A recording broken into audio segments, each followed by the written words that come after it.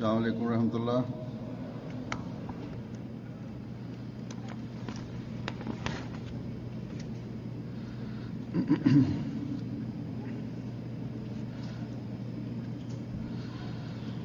अशहदु अल्ला इलाहा इल्लल्लाह वहदहु ला शरीका लहु वअशहदु अन्ना मुहम्मदन अब्दुहु व रसूलुहु अम्मा बअदु फ़अऊज़ु बिल्लाहि मिनश शैतानिर रजीम। बिस्मिल्लाहिर रहमानिर रहीम। अल्हम्दुलिल्लाहि रब्बिल आलमीन अर्रहमानिर रहीम मालिकि यौमिद्दीन इय्याका नअबुदु व इय्याका नस्तईन इहदिनस सिरातल मुस्तक़ीम सिरातल लज़ीना अनअमता अलैहिम गैरिल मग़दूबि अलैहिम वलद्दाल्लीन।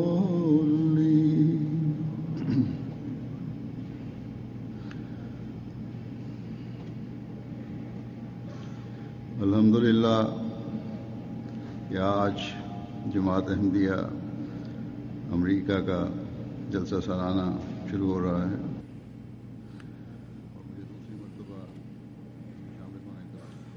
Alhamdulillah, leo mkutano wa mwaka wa jumuiya ya Marekani umeanza na mimi nimebahatika kushiriki katika mkutano huu mara ya pili. Mikutano hii inayofanyika kila mwaka katika nchi mbalimbali za dunia,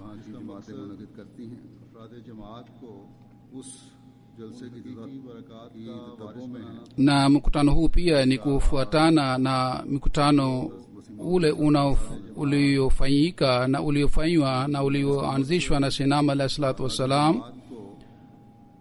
Na lengo la mkutano huu ni kuwapatia baraka wanajumuiya baraka ambazo zitaboresha dunia na akhira ya wanajumuiya, na baraka ambayo wataendelea kupata katika maisha yao, na wataendelea kuwa warithi wa baraka hizi. Na baraka hizi zinapatikana kwa kupata na kwa kufuata uchamungu wa kweli. Sayyidina Masihi aliahidiwa alayhi salatu wassalam alimtegemea kila mshiriki wa mkutano wa mwaka kwamba apate uchamungu na apate uchamungu wa hali ya juu, na wale ambao hawajali kuhusu uchamungu, Sayyidina alayhi salatu wassalam amesema kwamba wao hawahusiki nao. Na baraka, mkutano kama unaleta baraka kwa ajili ya manajumuiya, vile vile mkutano huu ni kuwa haufu kwa ajili ya manajumuiya, kwamba Mwenyezi Mungu amemjalia kwamba mara moja kwa mwaka Mwenyezi Mungu alimjalia ajiboreshe na aboreshe amali zake na afute makosa yake na ajadidishe imani yake. Lakini yeye hakujitahidi kupata lengo la mkutano ule, na wala hakutimiza haki yake.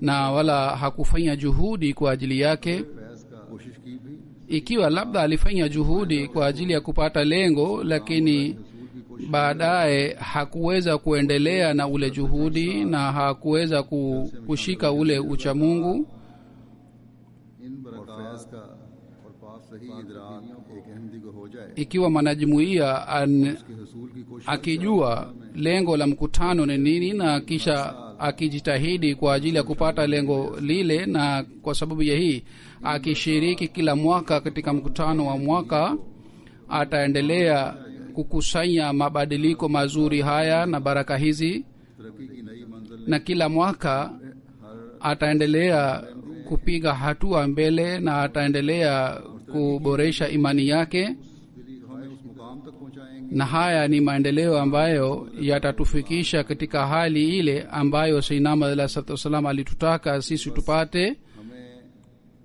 हजरत मसीह मौद अलैहिस्सलाम की Basi sisi दिली ख्वाहिश की तरफ tunatakiwa tuzingatie ile hamu ya Sayyidina Alayhi Salatu Wasallam alikuwa anayo kuhusu wale watakaoshiriki katika mkutano huu wa mwaka. के हसूल की कोशिश करने की जरूरत है Kuna haja ya kupata lile lengo ambalo liliwekwa wakati mkutano huu wa mwaka ulipoanzishwa, na Sayyidina Alayhi Salatu Wasalam alieleza lengo la mkutano huu katika maneno haya kwamba sisi tuzingatie akhira na tutangulize akhira kuliko dunia hii, ये है तरजीहात का अल्लाह ताला के हुकूक ये मयार हासिल करने के लिए na kwa ajili ya kupata hali hii शिद्दत से जोर दिया Sayyidina Alayhi Salatu Wasalam alisisitiza kuhusu uchamungu kwamba uchamungu unatakiwa upatikane ndani yenu, na uchamungu ni huu kwamba haki za Mwenyezi Mungu zitimizwe kwa kuwa na hofu yake, अदा को बड़ा हाथ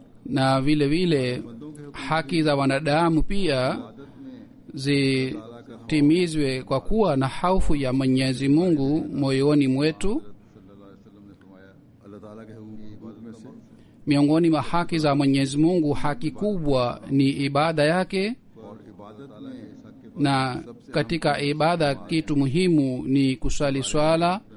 हजरत सल्लल्लाहु Kuhusu sala, Mtume Muhammad sallallahu alaihi wa sallam alisema kwamba hii ni kiini cha ibada. के इस अहम फर्ज और अल्लाह ताला की इबादत के बारे में Kuhusu haki hii ya Mwenyezi Mungu niliwahi खुतबे में kueleza vizuri katika hutuba yangu iliyopita. Wale ambao hawakuweza kusikiliza ile hutuba, na wasihi wasikilize ile hutuba हाल कम अज कम जमात na waweze करने की kupata lengo lile la ibada katika maisha yao nililolieleza katika ile hutuba. नमाजों की तरफ तवज्जो रहेगी Katika mkutano huu wa mwaka, mkizingatia swala au labda kwa sababu ya mazingira mtalazimika kusali swala 5 kwa jamaa, basi inatakiwa hii iwe tena ya utaratibu wa maisha yenu. ये दुआ करें Na katika mkutano huu wa mwaka mfanye dua hii, na kwa ajili ya swala pia mujitahidi na mfanye dua hii kwamba Mwenyezi Mungu amjalie kila mmoja wetu kwamba atimize haki hii ya Mwenyezi Mungu kwa kweli kweli. यहाँ एक वजाहत करना चाहता हूँ Hapa nataka kueleze kitu kimoja kwamba katika mikutano, katika mipango ya mkutano wa mwaka, swala inakusanywa na sheria inaruhusu kwamba katika hali hii tukusanye swala, lakini mnapokuwa katika majumbani kwenu na nyinyi hamna shida yoyote kule, nyinyi hamruhusiwi kukusanya swala. Inaonekana kwamba katika majumbani kwa kadhaa swala zinakusanywa bila kuwa na sababu yoyote, kwamba tukiuliza watoto kwamba kila siku swala ni ngapi, wanasema wengine kwamba swala ni 3, na hii inaonyesha kwamba katika nyumba zao swala haiswaliwi kwa nyakati zake. Katika Qur'ani tukufu Mwenyezi Mungu ametulazimisha kwamba tusali swala 5, na Mtume Muhammad sallallahu alaihi wa alihi wasallam pia alituonyesha nyakati za sala 5 na alituonyesha jinsi gani tunaweza kusali zile swala.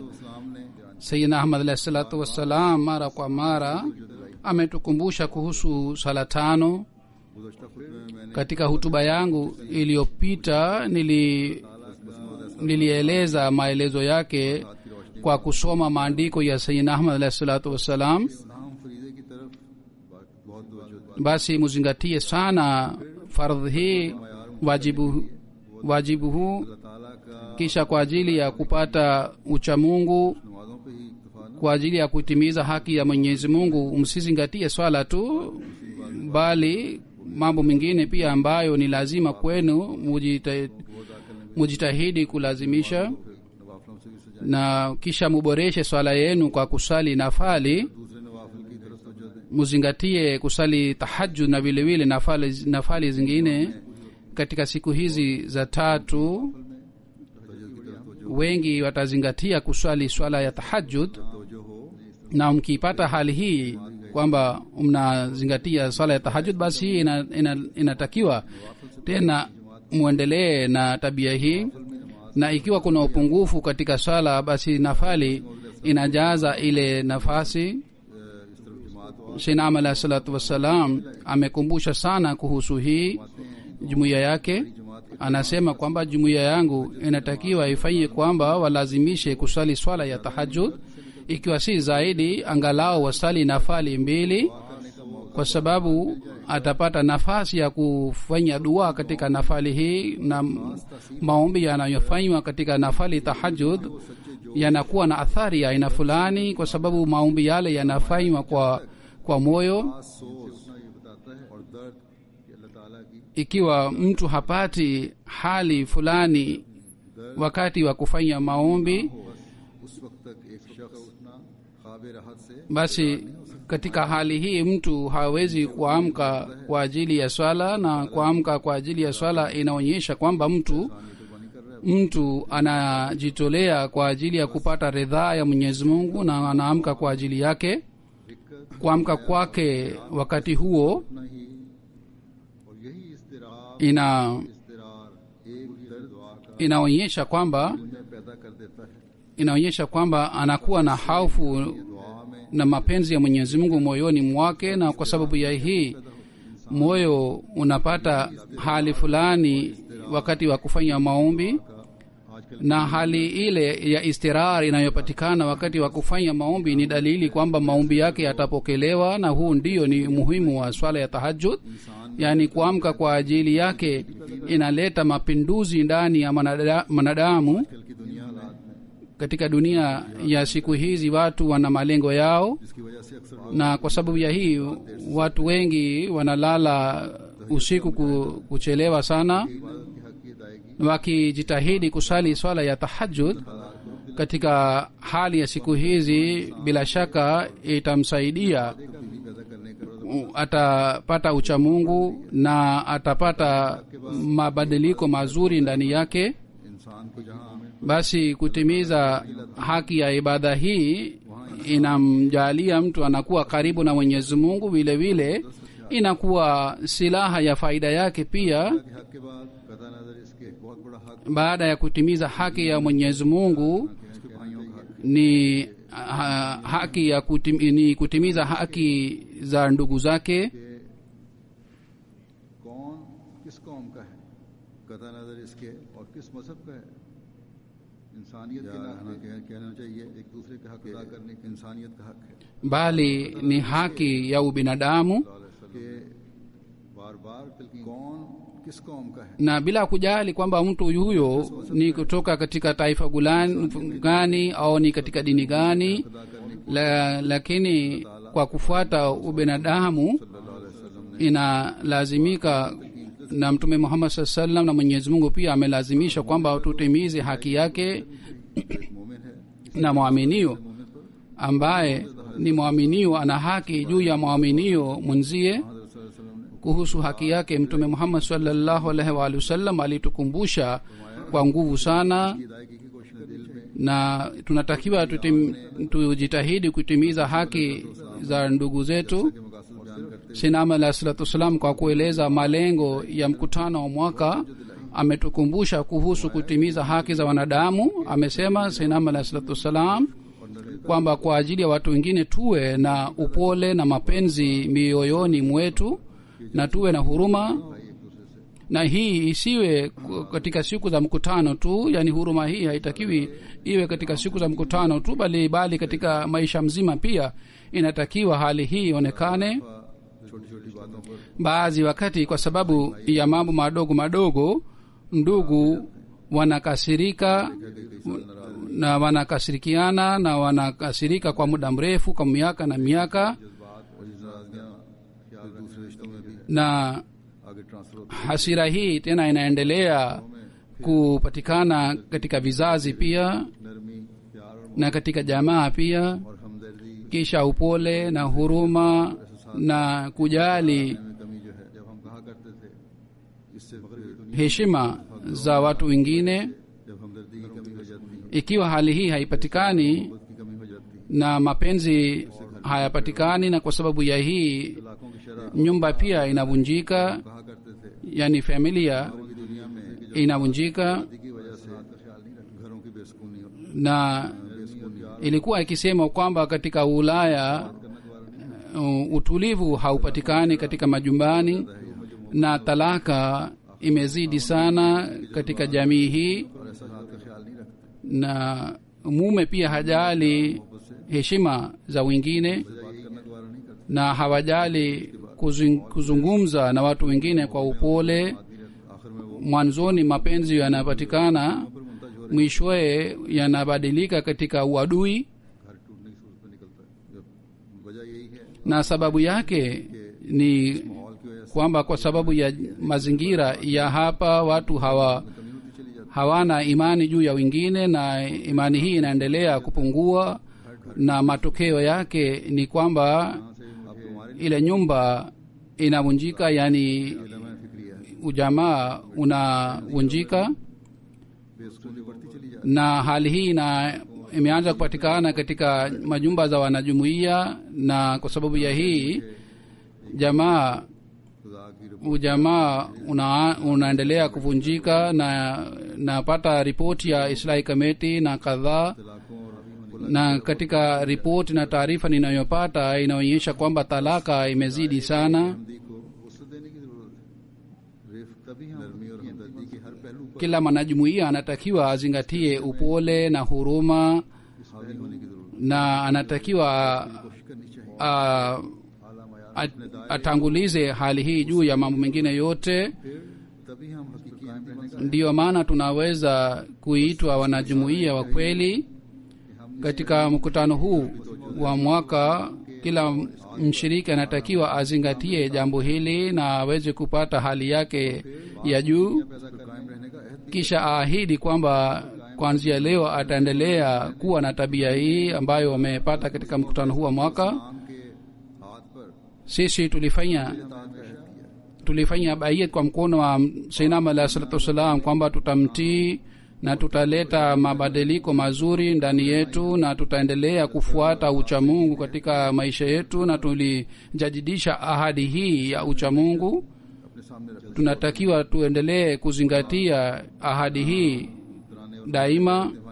Pengine hatutaweza kutimiza ahadi ya bajeti yetu, wala hatutaweza kupata baraka katika baraka za mkutano wa mwaka. Mikutano inafanyika sehemu mbalimbali, na mnasoma shairi, na kwa sababu hii inaonyeshwa katika MTA, mnajitahidi kuboresha ile shairi yenu na kwa shauku sana na kwa jazba sana, na mnasoma shairi kwamba baraka hii imepatikana. Kwa kupata baraka katika siku hizi za baraka, uchamungu ni muhimu sana, na kuna haja ya kufuata mafundisho ya Mwenyezi Mungu kweli kweli. Vile vile ni muhimu kutimiza ahadi tuliyofanya na Sayyidina alayhi salatu wasalam. Pengine hata kama ni siku za baraka, hatuwezi kupata baraka katika siku hizi za baraka.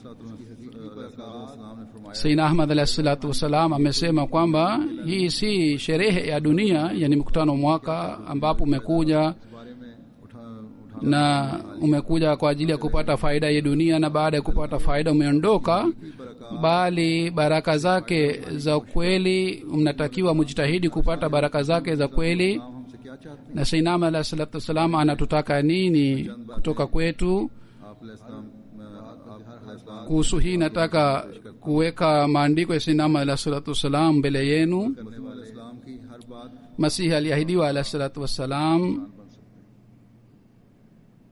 और यही आपकी बेइज्जत का मकसद। हर बात, बल्कि हर बात कहना चाहिए हजरत मोहम्मद मुस्तफ़ा सल्लल्लाहु अलैहि kila aliyosema वाले ni kwamba बाखुदा wale watakaofuata yale maandiko watakuwa marafiki wa Mwenyezi Mungu. Na hii ilikuwa lengo la kuja kwa Sayyidina Ahmad al-Islam, Mustafa सल्लल्लाहु अलैहि वसल्लम kwamba काम के नक्शे कदम पर चलते हुए kwa kufuata nyayo za Mtume Muhammad sallallahu alaihi wa alihi wasallam wanadamu wa kawaida wawe marafiki wa Mwenyezi Mungu. सबसे पहले हाथ पर जो बैत Basi kwanza kabisa nataka kusoma maneno ya Sayyidina Ahmad alayhi salatu wassalam kuhusu आपकी कामिल इताअत के बारे में बयान daraja yake na kuhusu utii wake. Anasema, ने मेरे हाथ पर nyinyi umefanya bayet kwa mkono wangu na umeamini kwamba mimi ni Masihi aliyeahidiwa alayhi salam. Baada ya kuamini hii, या फेल पर ikiwa kwa uamuzi wangu mnakuwa na uchafu wote moyoni mwenu, basi mnatakiwa mufikirie kuhusu imani yenu, से भरा हुआ है, kwa sababu imani ile imejaa kwa uchafu na haiwezi kuleta matokeo mazuri. Kwa sababu umekubali kwamba Masihi Maud alayhi salam ni hakam, पाक बातों की इज्जत और अजमत करने वाले ठहरे, और फेल के सामने katika hali hii mnatakiwa शहादत का और उसके फैसलों को mumtii की निगाह से देखो। amri zake zote na muheshimu amri zake, ili पाक इस्लाम के फैसले muweze और अजमत करने वाले ठहरो। muweze kuheshimu maneno ya Mtume Muhammad sallallahu alaihi wa alihi wasallam. Ushahidi wa Mtume Muhammad sallallahu alaihi wa alihi wasallam unatosha kwamba mtakuwa na imamu na atakuwa hakam na adal, atakuwa mwadilifu. की निगाह से देखने वाले Wale ambao watakaoheshimu maamuzi ya Mtume Muhammad sallallahu alaihi wa alihi wasallam wanaweza kuwa katika hali hii tu kwamba watakapomtii amri zote za Mtume sallallahu alaihi wa alihi wasallam, को इज्जत की निगाह से देखने वाले na wale watakaoheshimu maamuzi yote ya Mtume sallallahu alaihi wa alihi wasallam, si wale tu ambao watakaomheshimu maamuzi ya Mtume sallallahu alaihi wa alihi wasallam, bali तो अजमत से देखने वाले हैं। wanaheshimu maneno na amri zote za Mtume sallallahu alaihi wa alihi wasallam. कि हम Sisi ni wenye bahati nzuri kwamba tumempokea imamu yule जिसने ambaye ताकि कोई ये न कह सके कि हमें समझने में गलती लगी। वो हर किस्म हर बात बस एक अहमदी खोल कर हमारे सामने ambaye alituelezea mambo yote waziwazi, mambo yote ambayo Mtume sallallahu alaihi wa alihi wasallam alieleza, ili asiweze kusema mtu yeyote kwamba hatukuweza kuelewa vizuri au tulikosea kwa kuelewa. Mwanajumuiya anapofanya bayat, दूर ले जिम्मेदारियों पर और हमेशा नजर रखने की जरूरत है। katika hali hii anatakiwa azingatie majukumu yake yote. दुनियावी ख्वाहिशात नहीं रहता और दुनियावी तरजीहात Tamaa za dunia, अहद बैत के दिनों में इस पहलू से भी दूर ले जाते अहमदी को tamaa za dunia inampeleka mbali kuliko katika ahadi ya bayat, करते हुए na mtu wa aina hii hawezi kudai kwamba amefanya bayat, ahadi ya bayat. पहलू से भी Basi katika mkutano huu wa mwaka, kila mwanajumuiya anatakiwa azingatie nafsi yake, achunguze nafsi yake. करते हुए कि ये जो Kwa kuwasihi wanajumuiya, Sayyidina Ahmad alayhi salatu wassalam alisema, कि सिलसिला कायम किया है, Mwenyezi Mungu ameanzisha silsila hii, jumuiya hii, na ameonyesha nishani chungu mzima इससे उसकी गरज kwa ajili ya ukweli wake, na lengo lake ni kwamba jumuiya hii iwe jumuiya ya masahaba, na kisha umma bora, khairul qurun, yani zama nzuri ipatikane kama iliyopatikana wakati wa Mtume sallallahu alaihi wasallam. Wale watakaoshiriki, watakaojiunga katika jumuiya hii, kwa sababu wanajiunga watu wa baadaye, basi wanatakiwa wavue mawazi ya dunia na wazingatie जब हमें अल्लाह ताला ने wazingatie amri zote za Mwenyezi Mungu. कि मसीह माऊद के बाद नस्ल के बाद Mwenyezi Mungu ametubashiria kwamba baada ya Masihi aliahidiwa uhalifa utaendelea. Sisi उनके ज़माने को भी कायम kwa kupata baraka katika uhalifa hii tunatakiwa tuendelee kuzingatia mifano mizuri ya masahaba wa Mtume sallallahu alaihi wasallam, होगी और फूंकते रहना चाहिए।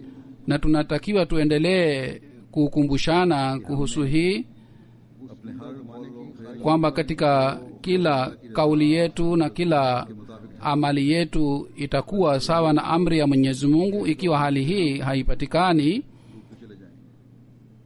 बस इसके लिए कोशिश करने की उस उम्दा ज़माने की ख्वाहिश रखने वाले नहीं होंगे। hatuwezi kuwa na hamu ya kupata ile zama ambayo Sayyidina alayhi salatu wasalam alieleza katika maandiko yake, डूबते चले जाएंगे bali tutaendelea kuzama katika giza. की भी बहुत ज़रूरत Basi kuna haja sana ya kufanya juhudi kwa ajili ya hii. है। वालों में Kisha anasema Sayyidina alayhi salatu wasalam kwamba मैं खास रंग को प्यार wafuasi wangu wanatakiwa wamkumbuke Mwenyezi Mungu haswa, na vile vile wawe na mapenzi, wapendane, wasiwe na sifa ya kumkumbuka Mwenyezi Mungu tu, bali katika udugu na katika jumuiya inatakiwa mapenzi ya aina fulani yapatikane. Na hii alikuwa ये रंग पैदा होगा alitegemea Sayyidina alayhi salam. तो जमात बन सकती Ikiwa hali hii ikipatikana, ndipo tunaweza kujiita jumuiya ile ambayo ni jumuiya ya akharin. करते आपने Kisha kwa kueleza zaidi, Sayyidina alayhi salatu wasalam ametukumbusha kuhusu haki za wanadamu, आपने तवज्जो दिलाई है। आपने फरमाया jinsi alivyotukumbusha kuhusu haki za wanadamu. Ikiwa kila mmoja wetu अदायगी शुरू कर दे akianza kuitimiza haki vile alivyoambiwa, bila shaka पैदा कर katika miaka michache tutaleta mapinduzi duniani. Alisema Sayyidina alayhi salatu wasalam kwamba हमदर्दी में मेरा मजहब ये है kuhusu huruma ya watu wengine, dini yangu ni hii kwamba ikiwa sisi hatufanyi maombi kwa ajili ya maadui, basi kifua chetu hakiwezi kuwa safi. के साथ में मुखालिफ Basi miongoni mwetu ni wangapi ambao wanafanya बात तो अपने लिए तो बाद मसाइल पैदा maombi ya aina hii? शिद्दत पैदा हो मसाइल पैदा हो ही नहीं सकते। Ikiwa kila mmoja wetu anakuwa na fikira hii, matatizo hayawezi kupatikana katika jumuiya. कर रहा होगा Ikiwa mwanajumuiya anafanya maombi kwa ajili ya maadui, katika hali hii इजाफा होगा और शिद्दत पैदा हो रही होगी। atajitahidi kufanya maombi kwa ajili ya wenzake wanajumuiya, na maombi ya aina hii yanapofanywa, कि प्यार की नजर भी Mwenyezi Mungu ऐसे katika hali hii atatuona katika jicho la mapenzi na atatupatia कि प्यार की नजर पड़ baraka zake. Na yeyote ambaye akipata mapenzi ya Mwenyezi Mungu, basi dunia na akhira yake itaboreka. और शनाख्त की आंख थी आप अलैहिस्सलाम की अलैहिस्सलाम को इस आम नसीहत को भी हमेशा हमें सामने रखना Tunatakiwa tukumbuke nasaha hii ya Sayyidina alayhi salatu wasalam pia kwamba एहसान है Mwenyezi Mungu amefanya ihsani juu yenu, अता की kwamba amewapatieni nguvu ya kumtambua imamu wa zama hii, yani Sayyidina alayhi salatu wasalam. उनमें ही होते आपको यानी कबूल करने की तौफीक अता फरमाए। Yani Mwenyezi Mungu amewajaalieni kwamba umepokea imamu zama hii. Ikiwa Mwenyezi Mungu asingeleta fadhili hii, baraka hii, तो जैसे और लोग गालियां देते kama watu wengine wanatukana, nyinyi pia mtanitukana. गालियां देते हैं माया ये ख्याल मत करो लोग भी उनमें होते अगर अल्लाह ताला का Yani nyinyi pia mngekuwa pamoja na wale maadui ambao wananitukana. ने तुमको खींचा Kitu ambacho kiliwavuta ni fadhili za Mwenyezi Mungu tu. करो। Msifikirie kwamba sisi ni Waislamu. इस्लाम बड़ी नेमत है Islam ni neema kubwa sana, इसकी कदर करो mnalazimika muheshimu neema hii, इसकी कदर मगर lakini शुक्र करो। na mshukuru, yani muheshimu na mshukuru neema hii. नाम का मुसलमान होना Basi kuwa Muislamu wa jina au mwanajumuiya wa jina si kitu chochote. Kitu halisi अल्लाह ताला का ni kwamba करने की इस्लाम और अहलियत के कबूल करने की कदर करने की ile fadhili ambayo tulipata ya Mwenyezi Mungu kwa sababu ya kujiunga na jumuiya, kuna haja ya kuheshimu ile fadhili za Mwenyezi Mungu. इसके अंदर Na namna gani tunaweza kuheshimu? जुबान से Alisema kwamba Sinam alayhi salam alisema kwamba के नीचे आ जाने का नाम है, तसर्रुफात के नीचे आ जाने का नाम है। अल्लाह ताला fadhili hii haiwezi kupatikana kwa kutamka tu, bali ni hii inaweza kupatikana wakati mtu anafuata amri zote za Mwenyezi Mungu, कामिल इताअत है। na muhtasari wake ni mapenzi ya Mwenyezi Mungu na utii wake. Muislamu ni yule ambaye anajitolea na anaweka nafsi yake mbele ya utii ya Mwenyezi Mungu, आ जाता है, आप na anapopata hali hii आपने पेश फरमाई, kisha अल्लाह ताला फरमाता है वजहु लिल्लाह, anakuwa sawa na aya hii ya Mwenyezi Mungu, bala man aslama wajhahu lillahi wa huwa muhsinun walahu ajruhu inda rabbih wala khawfun alayhim wala hum yahzanun. जो भी अपने Bila shaka yoyote atakayejitolea muhanga na kisha anafanya ihsani, bila shaka atapata ujira kutoka kwa Mwenyezi Mungu. Watu wa aina hii hawatakuwa na hofu wala hawatahuzunika.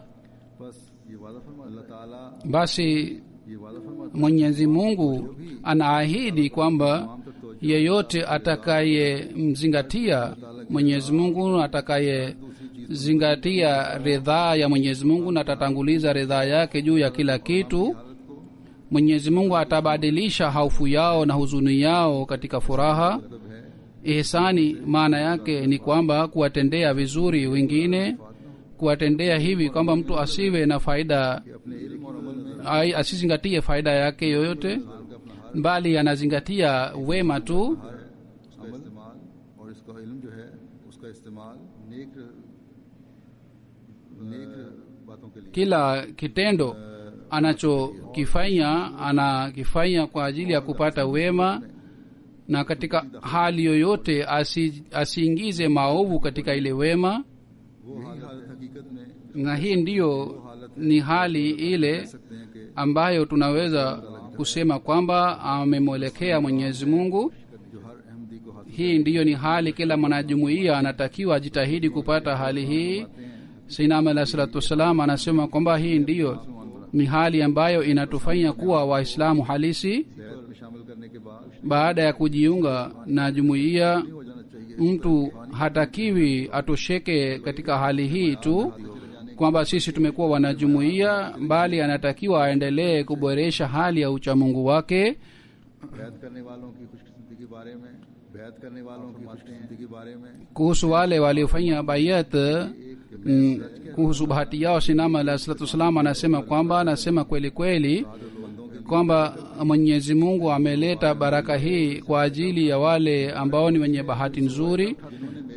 Wenye baraka ni wale tu ambao wanapata faida katika hii. Nyinyi ambao umejiunga nami, msiwe na kibri kwa sababu ya hii kwamba yoyote mliotakiwa kupata umeshapata. Hii ni kweli kwamba dhidi ya hawa maadui umepata baraka zaidi na umekuwa wenye bahati zaidi.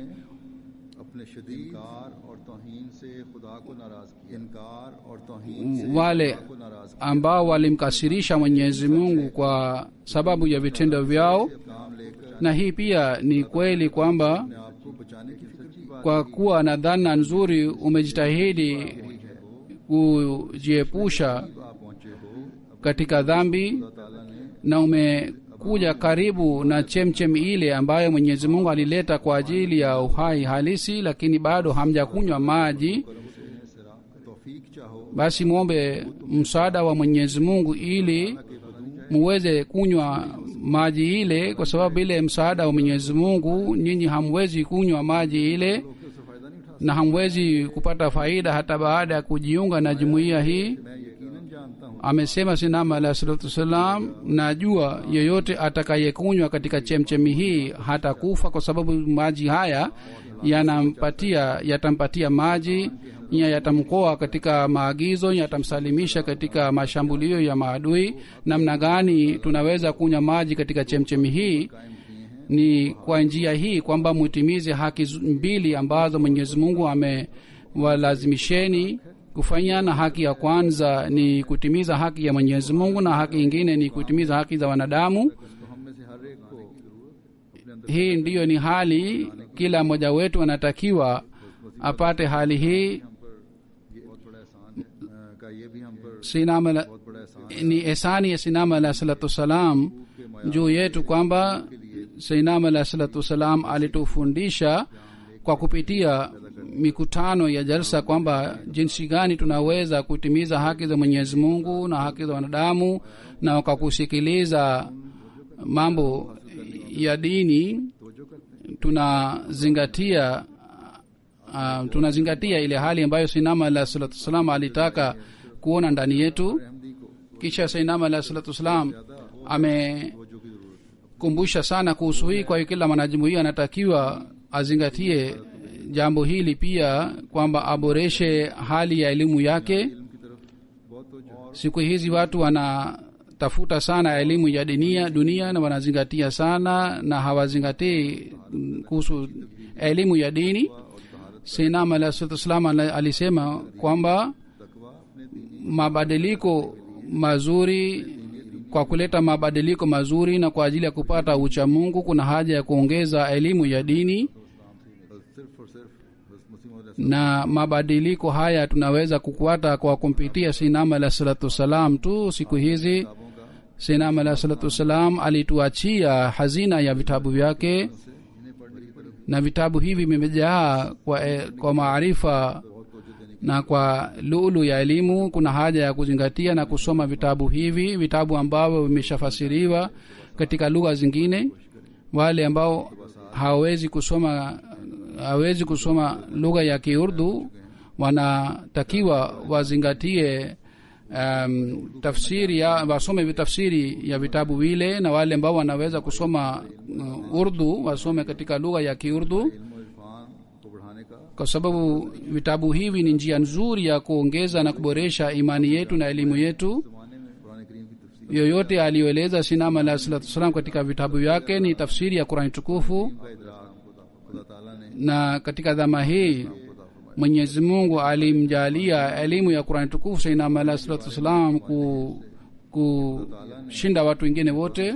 Sinam alayhi salatu wassalam anasema kwamba Mwenyezi Mungu alituelezea kwa fadhili zake kwamba Qur'ani tukufu ni kitabu chenye dalili na nuru, मेरे साथ ताल्लुक रखता na wale ambao wanajiunga nami na wasihi mara kwa mara कश्फ हकायक kwamba Mwenyezi Mungu alianzisha jumuiya hii दूं इसके kwa ajili ya kueleza haki. हजूर पैदा नहीं Bila Qur'an tukufu nuru haiwezi kupatikana katika maisha ya mtu. इसके बगैर Haki na maarifa wanaweza kupata wale tu ambao wana elimu ya Qur'ani tukufu. माया मैं चाहता हूँ Anasema nataka इस्लाम की जैसा कि kwa kupitia elimu जैसा कि खुदा ने मुझे ubora wa Islam upatikane, ujulikane juu ya dunia, कसरत से पढ़ो na kwa ajili ya hii Mwenyezi Mungu alitutuma. Kwa hivyo musome Qur'ani tukufu फलसफा समझ kwa makini sana, na msisome kama ni kitabu cha kawaida. इस्लाम ने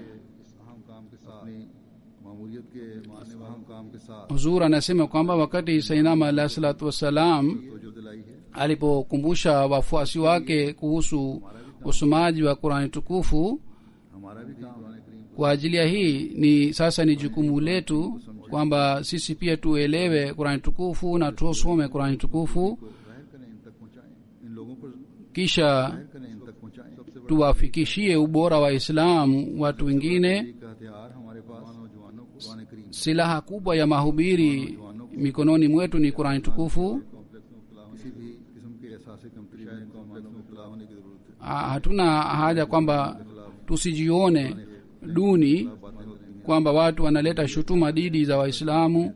Jinsi gani tunaweza kutumia silaha hii dhidi ya maadui? Hii ndiyo ni silaha ambayo ni silaha ya kushinda dini zingine zote. सीखना चाहिए Kwa hiyo tunatakiwa tujifunze na tunatakiwa tuwafikishie mafundisho yake watu wengine. करवाना मोतरजीन के Kwa kujifunza Qur'an tukufu ni jukumu letu kwamba kwa kujifunza Qur'an tukufu tuzibe midomo ya maadui. वसल्लम के मुतल्लिक़ वली एतराज़ात किए जाते हैं wale ambao wanaleta shutuma dhidi za mtume Muhammad sallallahu alaihi wa sallam, kuondoa zile shutuma, kufuta zile shutuma zote ni jukumu letu, na hii si kazi ya watu wachache au kwa kupitia Khudamul Ahmadiyya au kwa kupitia Majlis Ansar Sultanul Qalam tunaweza kufanya kazi hii, bali kila mwanajumuiya, mtoto na mkubwa na kina mama wanatakiwa wazingatie jambo hili, ili kila mmoja wetu इस्लाम का हकीकी पैगाम पहुंचाने वालों में शामिल aweze miongoni wa wale ambao wanaofikisha ujumbe wa Islam. Anasema Sayyidina alayhi salatu wasalam kwamba baada ya kujiunga na jumuiya mnatakiwa muwe watu tofauti na muwe watu ambao wanaishi maisha sawa na mafundisho ya Qur'an tukufu, na msiwe kama mulikuwa zamani. Msijione kwamba kwa kuleta mabadiliko katika njia ya Mwenyezi Mungu mtapata maadui wengi. Hapana, करने वाला yeyote anayekuwa rafiki wa Mwenyezi Mungu hahitaji खुदा जिसका दोस्त msaada wa mtu mwingine. दुश्मन हो जावे तो कुछ अगर तमाम दुनिया उसकी दुश्मन हो जावे Yule ambaye anakuwa rafiki wa Mwenyezi Mungu katika hali hii, hata dunia nzima inakuwa mdui wake, basi yeye hawezi kuwa na यानी मुश्किलात अगर hakuwa na wasiwasi na wala hawezi kujali uadui wa watu wengine, bali shida anayopata inakuwa pepo kwa ajili yake. से खास ताल्लुक पैदा हो जाता है उन तकलीफ के दिनों में अल्लाह ताला से खास ताल्लुक Na katika siku za shida को हुक्म देता है mtu aina hii anapata urafiki wa Mwenyezi Mungu, na Mwenyezi Mungu anawaamuru malaika ili waweze kumsaidia. Basi katika इस्लाम maandiko na katika nasaha ya Sinama alayhi salatu wasalam nimeeleza kidogo. चाहिए Tunatakiwa अमल करने की कोशिश करें tujitahidi tuweze tufuate nasaha hii na tulete mabadiliko katika maisha yetu, mabadiliko ambayo ni yanapata ridhaa ya Mwenyezi Mungu. हमारी अमली Kama nilivyosema kwamba mkutano huu wa mwaka हालतों में तब्दीली पैदा करने के लिए unaleta mabadiliko katika hali ya imani yetu na katika elimu yetu pia. तकरीरों और यहाँ की जाने वाली फायदा उठाने की कोशिश तकरीरों Basi katika mazingira haya ya mkutano na kwa hutuba zitakazotolewa mujitahidi kupata faida, na pamoja na hii muendelee kujichunguza na हम वो मैार हासिल kwamba je, sisi tunapata ile hali हज़रत मसीह ambayo Sayyidina alayhi salatu wasalam alitutegemea tupate. तभी हम जलसा में शामिल होने Ndipo जलसा में शामिल होने tutapata सही फायदा उठा सकते हैं faida hasa ya kushiriki na kuhudhuria mkutano wa mwaka. दुनियावी मेलों की तरह का ये भी Pengine दुनियावी मेलों की तरह hii pia itakuwa kama ni sherehe ya dunia. ताला हम सबको Mwenyezi Mungu atujalie tuweze kupata lengo lile katika maisha yetu. कहना चाहता हूँ Nataka kusema jambo moja kuhusiana na usimamizi, kwamba wote watakaoshiriki waendelee kuzingatia mazingira yao, wachunguze, कि माहौल की हिफाजत के लिए भी ज़रूरी है na hii ni muhimu kwa ajili ya kulinda mazingira ya mkutano na vile vile kujilinda pia. Na mkumbuke mwongozo huu wasimamizi hususan kwamba wakati wa kujitolea na kufanya kazi, wengine hawajali kuhusu sala. Inatakiwa kule mpango wa kusali sala ya jamaa ufanywe. Kisha katika mkutano huu siku zote muendelee kumkumbuka Mwenyezi Mungu, na hili ni lengo kubwa la mkutano wa mwaka. Mwenyezi Mungu kila amjalie kila mmoja wetu aendelee kufanya hivi. Amin.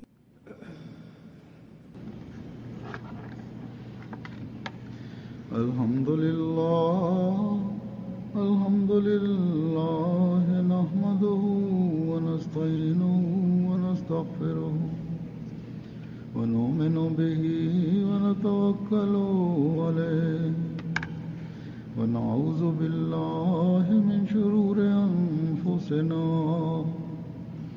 ومن سيئات أعمالنا من يهده الله فلا مضل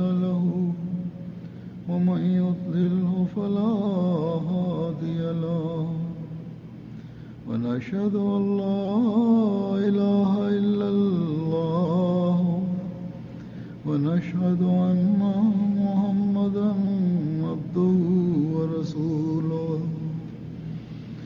عباد الله رحمكم الله إن الله يأمر بالعدل والإحسان وإيتاء ذي القربى